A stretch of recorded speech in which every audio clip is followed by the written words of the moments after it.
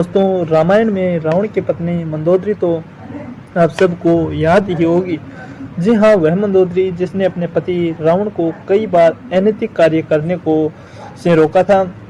कहा जाता है कि रावण की पत्नी मंदोदरी एक ज्ञान स्त्री थी।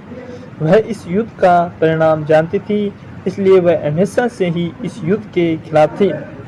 जब रावण द्वारा माता सीता के हरण की बात मंदोदरी को पता चली, तो वह उस समय भी रावण को माता सीता को सम्मानपूर्वक श्री राम को लौटाने की सलाह दे रही थी। लेकिन हठीर रावण ने मंदोदरी की बात नहीं सुनी और लंका का विनाश हो गया।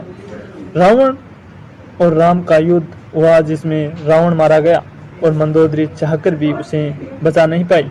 लेकिन क्या आप जानते हैं कि रावण की मृत्यु होने के बाद मंदोदरी का क्या हुआ? आखिर कौन थी मंदोदरी? क्या सच में रावण के बाद मंदोदरी ने विभीषण जी से दूसरी शादी कर ली थी? अगर आप भी इन प्रश्नों का जवाब जानना चाहते हैं तो इस वीडियो के अंत तक जरूर बने रहिए। लेकिन दोस्तों, वीडियोज में हम आगे बढ़े उससे पहले नए व्यूवर्स चैनल को सब्सक्राइब करके बेल आइकन को प्रेस कर दें, ताकि हमारी आगे आने वाली वीडियोज का नोटिफिकेशन आपको मिलता रहे। अगर आप हमारा ये वीडियो फेसबुक पर देख रहे हो तो हमारे पेज को फॉलो कर दें। तो चलिए दोस्तों, शुरू करते हैं। कौन थी मंदोदरी? हिंदू पुराणों में उल्लिखित एक कथा के मुताबिक मधुरा नाम की एक अप्सरा हुआ करती थी, जब भगवान शिव से काफ़ी ज़्यादा प्रभावित थी। इसलिए एक बार वह उनसे मिलने कैलाश पर्वत पहुंच गई। उस वक्त कैलाश पर्वत पर भगवान शिव अकेले थे। माता पार्वती कहीं गई हुई थी। कथा के मुताबिक भगवान शिव को कैलाश पर्वत पर अकेला पाकर अप्सरा मधुरा उसे लुभाने की कोशिश करने लगी। कुछ देर बाद जब देवी पार्वती कैलाश पर्वत पर आई तो उन्होंने मधुरा के शरीर पर भगवान शिव का भस्म लगा हुआ पाया, जिसे देखकर माता पार्वती क्रोधित हो गई और क्रोध में आकर उन्हें मधुरा को श्राप दे दिया कि तुम अगले 12 वर्ष तक मेंढके के रूप में जीवन व्यतीत करोगे। माता पार्वती का श्राप देखकर ये क्रोध देखकर मधुरा डर गई और हाथ जोड़कर उनसे माफी मांगने लगी। जिसके बाद माता पार्वती ने उसे कहा कि सही समय आने पर तुम श्राप से मुक्त हो जाओगे, जैसा कि माता पार्वती ने श्राप दिया था। और अप्सरा मधुरा तुरंत ही मेंढकी बन गई, जिसके बाद वह धरती लोक पर विचरण करने लगी। मेंढकी रूपी मधुरा पृथ्वी लोक पर किसी तरह अपने दिन गुजार रही थी। तभी एक दिन अचानक एक भयंकर सर्प मेंढकी मधुरा को खाने के लिए उसके पीछे पड़ गया। मेंढकी मधुरा अपनी जान बचाने के लिए भागने लगी और भागते भागते वह सप्त ऋषियों के आश्रम में पहुंच गई, जहां उन्होंने खीर बनाने के खीर का बहुत बड़ा बर्तन लकड़ी के चूल्हे पर चढ़ाया हुआ था। जब सांप ने मेंढकी मधुरा को दौड़ाया तो वह उछलकर उसी खीर के बर्तन पर बैठ गई। जब सर्प उसके पीछे आया तो उससे बचने के लिए वह एक छोर से दूसरे छोर पर उछल गई। सांप भी उसके पीछे मेंढकी को पकड़ने के लिए उस बर्तन पर चढ़ गया और दूसरे छोर पर जाने की कोशिश करने लगा, लेकिन दुर्भाग्य से वह फिसलकर खीर के बर्तन में गिर गया और खीर गर्म होने के कारण गिरते ही वह मर गया। किंतु अब मेंढकी बनी मधुरा को यह चिंता सताने लगी कि जब ऋषिगण यहाँ आएंगे और वे ये खीर खाएंगे तो जहरीले सांप की वजह से उनकी मृत्यु हो जाएगी। और मधुरा हरगिज ये नहीं चाहती थी कि उसकी वजह से उनकी सप्त ऋषियों की जान जाए। इसलिए वह वहीं बैठकर ऋषियों का इंतजार करने लगी। जैसे ही ऋषि वहां आए और वह उसके सामने ही तुरंत ही खीर के बर्तन में कूद गई। ऋषियों ने मेंढके को बर्तन में कूदते हुए देख लिया, इसलिए उन्होंने सोचा कि यह खीर तो अब जहरीली हो गई है और अब ये खाने योग्य नहीं है। उन्होंने खीर को वहीं फैला दिया। खीर फैलाने पर उन्होंने देखा कि बर्तन में मेंढकी के अलावा एक सांप भी मरा हुआ है। और यह मरा हुआ सांप देखकर सप्त ऋषियों ने तुरंत ही उसे समझ में आ गया कि मेंढकी ने हमारे सप्त ऋषियों की जान बचाने के लिए अपने प्राणों का बलिदान दे दिया। मेंढकी के इस नेक काम को देखकर सभी ऋषियों ने अपनी शक्ति से उस मेंढकी को जीवित कर दिया और सुंदर कन्या का रूप उसे दे दिया और वह एक सुंदर कन्या बन गई। किंतु लोग तो समाज के डर से और समाज के डर से ऋषियों ने इस कन्या को अपने साथ नहीं रखा। उन्होंने महर्षि कश्यप का पुत्र मायासुर को बुलाकर उस कन्या को उसे सौंप दिया। मायासुर और उनकी पत्नी हेमा ने उस कन्या को पुत्री के रूप में गोद ले लिया। उन्होंने ही मधुरा का नाम बदलकर मंदोदरी रखा दिया। अगर हम बात मंदोदरी के पिता मायासुर की करें तो उन्हें राक्षसों का विश्वकर्मा कहा जाता था। उसे ब्रह्मा जी से एक विशेष वरदान प्राप्त था, जिसके मुताबिक वह कई भी सुंदर भवन व नगर निर्माण कर सकता था। मायासुर ने ब्रह्मा जी से प्राप्त वरदान के प्रभाव से ही अपनी पत्नी हेमा के लिए मंडोर जैसे खूबसूरत शहर का निर्माण किया, जो कि वर्तमान में जोधपुर के मंडोर है। मंदोदरी और रावण का विवाह कैसा हुआ?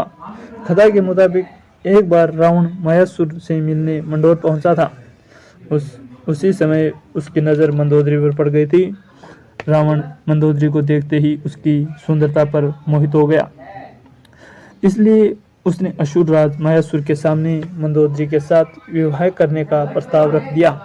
कहा जाता है कि जब रावण और मंदोदरी की कुंडली का मिलान हुआ तब स्थितियां ठीक नहीं थी, लेकिन रावण के प्रताप को देखकर मायासुर ने उसके डर से उसे मना नहीं कर पाया।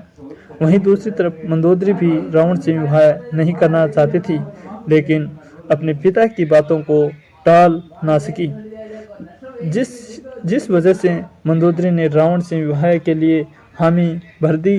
कहा जाता है कि राजस्थान के मंडोर में मंदोदरी और रावण का विवाह हुआ था।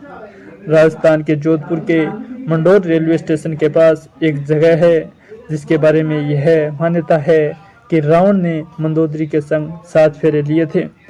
कुछ मान्यताओं के मुताबिक भगवान शिव के वरदान के कारण मंदोदरी का विवाह रावण से हुआ था। मंदोदरी ने शिवलेश्वर नाथ मंदिर में भगवान शिव की आराधना की थी और यह मंदिर मेरठ के सदर इलाके में है। कहा जाता है कि मंदोदरी ने भगवान शंकर से यह वरदान मांगा था कि उसका पति इस धरती का सबसे विद्वान व शक्तिशाली हो। उसी समय रावण ही एकमात्र ऐसा पुरुष था जो धरती का सबसे विद्वान व शक्तिशाली था। कहते हैं कि रावण मंदोदरी की सुंदरता पर इस कदर मोहित हुआ था कि उसकी कई रानियां होते हुए भी उसको मंदोदरी को यह वचन दे दिया कि मंदोदरी ही प्रमुख रानी और लंका की महारानी होगी। कथाओं में मंदोदरी को एक पतिव्रता नारी के रूप में वर्णित किया गया है।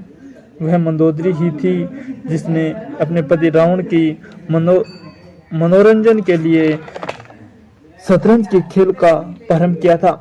रावण से विवाह के बाद मंदोदरी को रावण से मेघनाथ और अक्षय कुमार नामक 2 पुत्र भी हुए थे। जिन श्रुतियों के मुताबिक श्री राम द्वारा रावण के वध के पीछे मंदोदरी का भी हाथ था। कहा जाता है कि रावण की एक मृत्यु एक दिव्य बाण से हो सकती थी।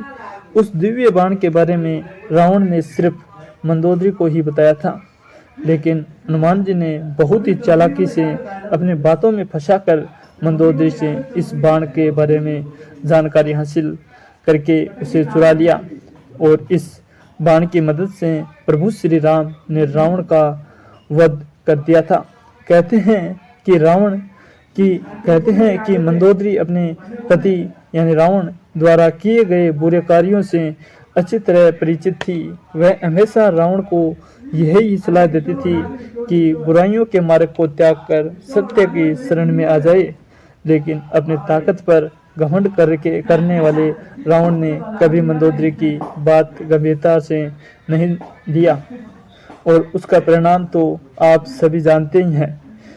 क्यों किया मंदोदरी ने विभीषण से विवाह? जब रावण ने सीता का हरण किया था उस वक्त मंदोदरी ने इसका विरोध किया था। उसने रावण को मां सीता को पुनः राम को सौंपने को कहा था, लेकिन रावण ने मंदोदरी की बात को अनसुना कर दिया। प्रचलित कथाओं के मुताबिक राम रावण के युद्ध में विभीषण और मंदोदरी से कुछ गिने चुने लोगों को छोड़कर रावण के कुल का विनाश हो गया था। रावण की मृत्यु की खबर जब मंदोदरी को मिली तो वह विलाप करते हुए युद्ध भूमि में पहुंच गई और रावण के शव को देखकर तेज आवाजें निकाल कर रोने लगी। कहते हैं वहां युद्ध भूमि में मंदोदरी नजर प्रभु श्री राम से भी टकराई। मंदोदरी को इस तरह विलाप करते देखकर प्रभु श्री राम को भी अति दुख हुआ था। लंका के सुगत भविष्य के लिए श्री राम ने विभीषण को लंका का राजपाट सौंप दिया था और उन्होंने मंदोदरी के सामने विभीषण से विवाह करने का प्रस्ताव रखा था, लेकिन उस समय मंदोदरी ने इसका कोई उत्तर नहीं दिया। इसके बाद प्रभु श्री राम अपनी पत्नी सीता और भाई लक्ष्मण के साथ वापस अयोध्या लौट गए। वहीं दूसरी तरफ मंदोदरी ने रावण के वियोग में खुद को लंका के महल के कमरे में कैद कर लिया और बहुत दिनों तक इस कमरे में कैद रहने के बाद वह बाहर निकली और फिर उसने विभीषण से विवाह कर लिया। लेकिन कुछ विद्वान ने इस बातों को भी सीधे तौर पर नकारते हैं कि उसकी मान्यता है कि ये सिर्फ किंवदंतियां हैं, इसका सच्चाई से कोई लेना देना नहीं है। दरअसल इन विद्वानों के मुताबिक मंदोदरी एक पतिव्रता नारी थी। वह अपने पति के प्रति पूरी तरह समर्पित थी। इतनी महान ज्ञान पतिव्रता नारी ऐसा निर्णय नहीं ले सकती। ऐसे में रावण की मृत्यु के बाद मंदोदरी का विभीषण से विवाह करना एक किंवदंती के अलावा और कुछ नहीं है। वैसे दोस्तों, आपको क्या लगता है कि क्या मंदोदरी ने विभीषण से दूसरा विवाह किया था? कमेंट में ज़रूर बताइए। इस वीडियो में फिलहाल इतना ही। उम्मीद है कि आज की ये वीडियो आपको पसंद आई होगी। अगर आई है तो हाँ या ना में जवाब ज़रूर देकर जावे और वीडियो को लाइक करें। ऐसे वीडियो को देखने के लिए चैनल को ज़रूर सब्सक्राइब कर ले। तो दोस्तों, इस वीडियो में इतना ही और आगे करेंगे आपसे किंवदंतियाँ।